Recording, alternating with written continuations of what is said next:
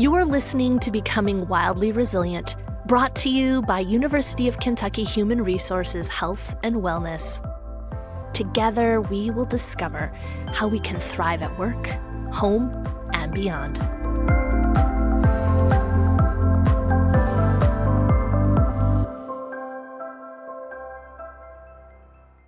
Hello, everyone.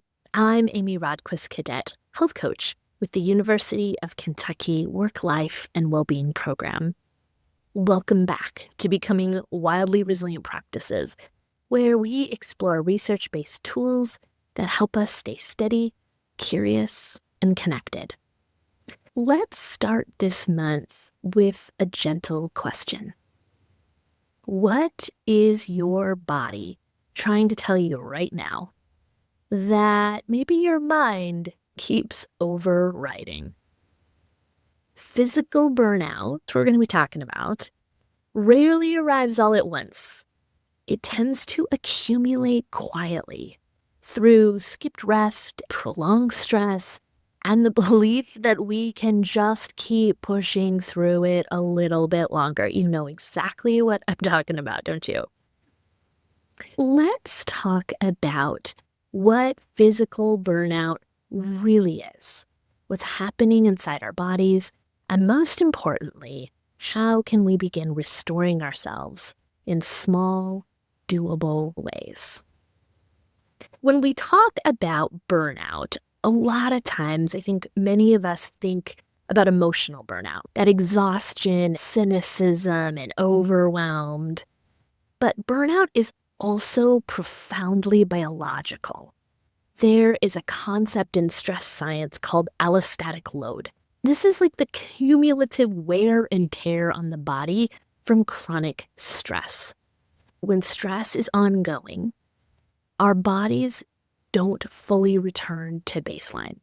Instead, our systems like our nervous system, our immune system, and our hormones can stay slightly dysregulated, or in some cases, really dysregulated. And over time, this can look like chronic and persistent fatigue, sleep disruptions, increased illness, increased inflammation, brain fog, or that overall flowed thinking, and a sense that even small tasks can feel heavy physically and emotionally. This load is not evenly distributed. Research suggests that chronic exposure to inequity, whether it's related to race or gender, caregiving load, financial strain, workplace dynamics, all of this can significantly increase that allostatic load when we feel unsafe, particularly when we feel unsafe physically, emotionally, or psychologically. Our nervous system stays on high alert. Even low-grade vigilance over time is exhausting to our body. If you're feeling depleted, this isn't just about how much you've been doing lately. It may also be about what your body has had to carry over the long haul. One of the most important findings in burnout research is this. It's not just stress that creates burnout. It's lack of recovery from stress. I think that's a big thing to pay attention to. We can handle hard things. Our bodies are designed for that. But we also need deep rest. We need psychological detachment. We need moments when we are not constantly performing, helping, fixing, producing, and solving. Without those, the stress cycle stays open. Here's the subtle part for many of us, especially those navigating environments that don't feel fully safe or equitable. True recovery can be harder to access because rest requires a felt sense of safety. Part of recovery is not just about what we do, but how we gently help our body experience this feeling of, in this moment, I'm okay. For the next few moments, we're going to practice a simple rest tool. I think you could easily call it a 2-minute micro recovery practice, or name it anything you want, but it's something you can return to anytime. It's got 3 steps to it.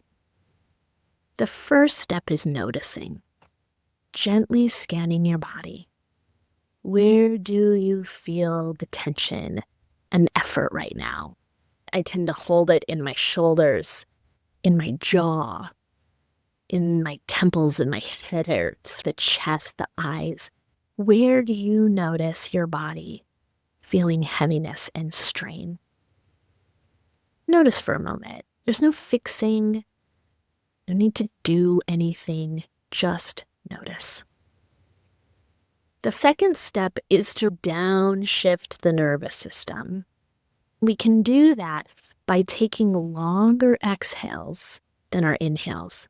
Right now, I invite you to take a slow inhale through your nose and a slightly longer exhale through your mouth.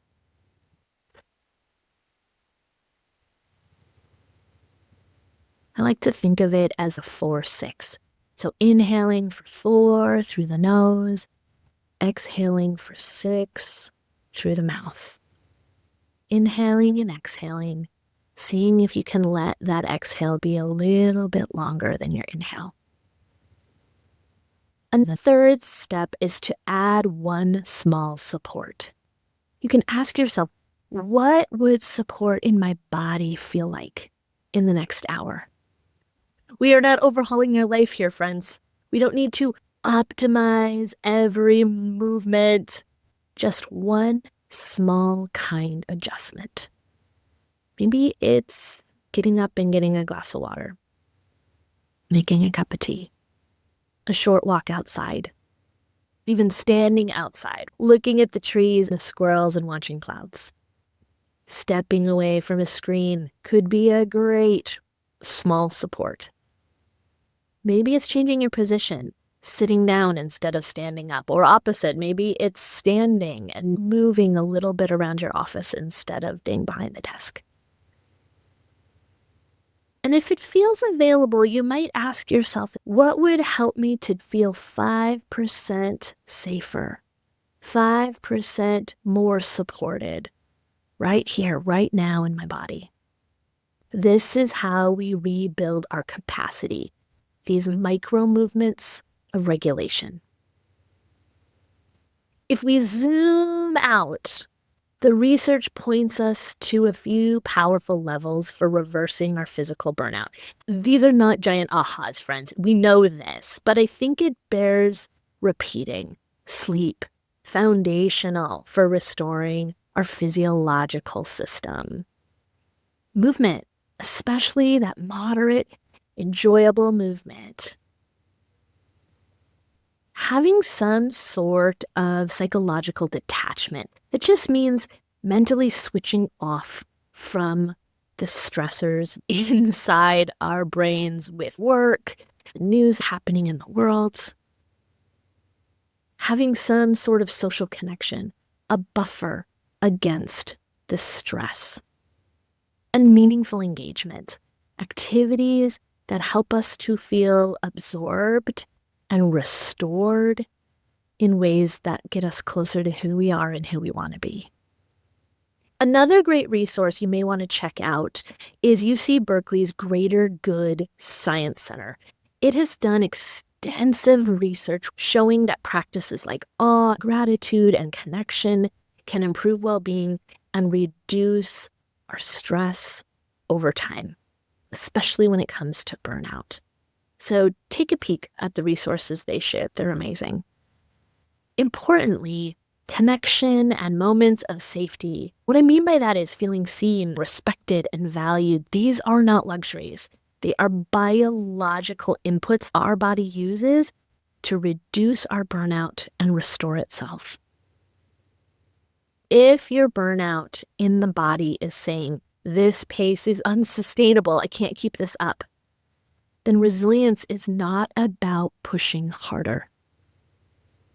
It's this practice of learning to listen sooner and adjust. And perhaps to not say, how much can I get done? But also to ask, what has my body been carrying? And what would help it to feel more supported right now? Over time, it's about what allows us to keep showing up with energy, with clarity, and with care. And that is how we become more wildly resilient. Until next time, keep practicing, take care, and be well.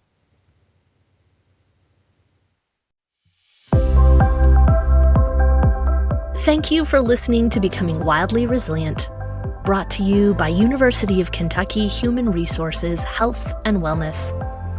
We offer a wide range of online and in-person services to support the well-being of UK employees, retirees, and their spouses. You can find experts in mental health, personal resilience, nutrition, and physical activity. We're ready to meet you where you are and address your unique needs. To learn more about the work-life and well-being services offered by UK Human Resources, visit hr.uky.edu/wellbeing. You can also connect with us on social media and YouTube by searching @UKY Wellness or by email at healthandwellness@uky.edu.